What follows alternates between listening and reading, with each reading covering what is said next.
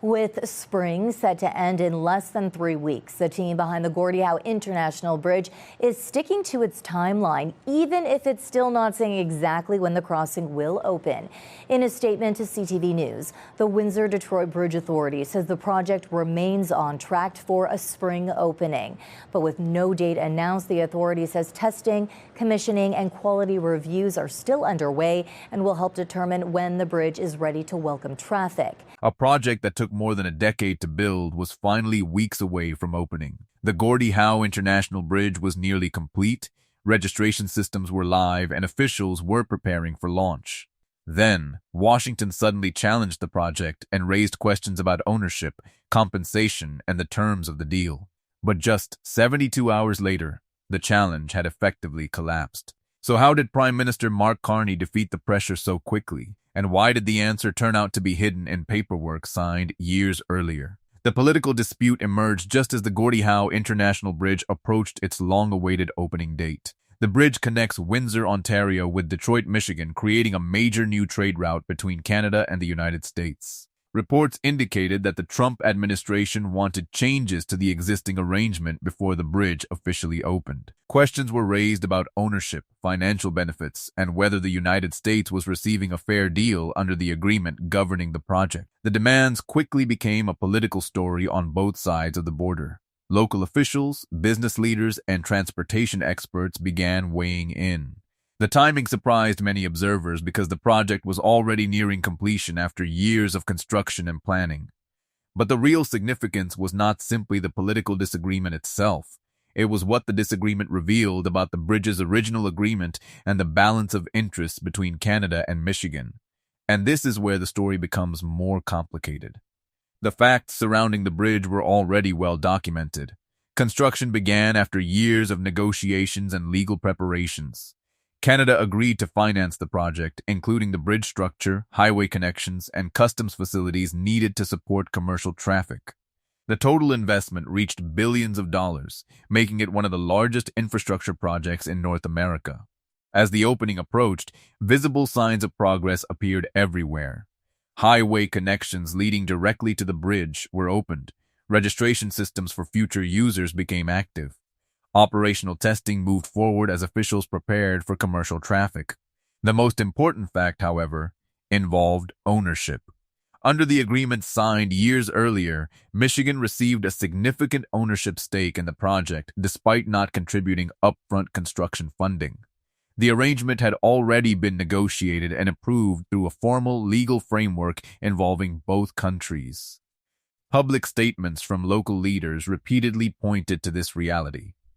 They argued that the existing agreement already protected American interests and that the ownership structure had been settled long ago. But something else was happening behind the scenes. To understand why the dispute faded so quickly, it is necessary to look back to the original agreement.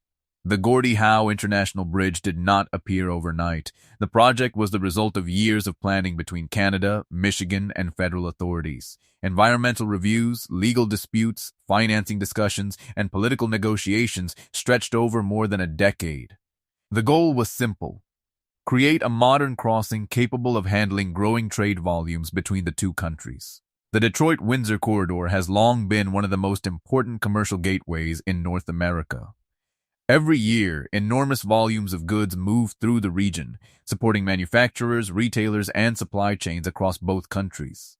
When the agreement was finalized, Canada accepted most of the financial responsibility because both governments viewed the project as strategically important. At the time, the arrangement was considered a practical solution to a complicated problem. Years later, that decision would become the key factor in the dispute. The stakes extended far beyond politics. The bridge was expected to improve the movement of goods between Canada and the United States. Faster border crossings mean lower transportation costs, more reliable delivery schedules, and fewer delays for manufacturers. For businesses operating on both sides of the border, every hour matters. Automotive production, industrial manufacturing, agriculture, and retail supply chains all depend on efficient transportation networks. A delay to the bridge opening could have affected companies throughout the region. Trucking firms had already begun preparing for the new route. Logistics operators expected faster access to major highway systems. Businesses anticipated lower operating costs and improved efficiency. Political leaders in Michigan also recognized the economic value of the project. Many viewed the bridge as an important investment in the state's future competitiveness. As a result, support for opening the bridge extended beyond Canada. Significant voices inside the United States wanted the project completed and operational as soon as possible. That growing support would soon change the direction of the entire debate. But the data revealed something even more surprising. The strongest resistance to delaying the bridge was not coming from Ottawa. It was increasingly coming from Michigan itself. Business groups, local officials, transportation advocates, and political leaders began emphasizing the same point. Reopening a completed agreement made little economic sense. The conversation was no longer focused on what Canada might concede.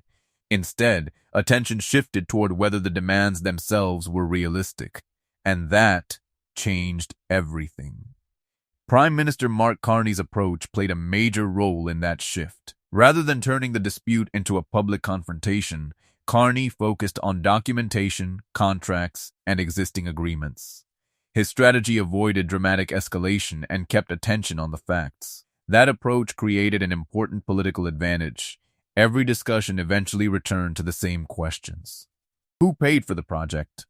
What ownership rights already existed? What had both sides previously agreed to? The answers consistently pointed back to the original agreement. At the same time, economic interests were pushing in the same direction. Businesses wanted the bridge open. Transportation companies wanted the bridge open. Local governments wanted the bridge open. The more attention the dispute received, the more people examined the details of the arrangement. And the more closely those details were examined, the harder it became to argue that the agreement needed to be rewritten at the final stage. This is often how infrastructure disputes are decided. Political messaging can shape headlines for a short period, but contracts, financial commitments, and economic realities usually determine the final outcome. In this case, all three factors pointed toward the same conclusion. The bridge would move forward under the framework that already existed. By the end of the 72-hour period, momentum had shifted dramatically. The focus was no longer on changing the agreement. The focus had become preserving it. In the end, the Gordie-Howe Bridge dispute was not resolved through threats, concessions, or dramatic negotiations. It was resolved through agreements that had already been signed years earlier. The bridge remained on schedule. The ownership structure remained intact. No major changes were made to the original framework. The political challenge lasted only a few days, but it highlighted an important lesson about international projects. Once major agreements are signed, financed, and implemented, changing them becomes extremely difficult. Washington challenged the bridge in 2026, but the outcome had already been decided years before. Mark Carney did not need to rewrite the deal. He simply defended the one that already existed.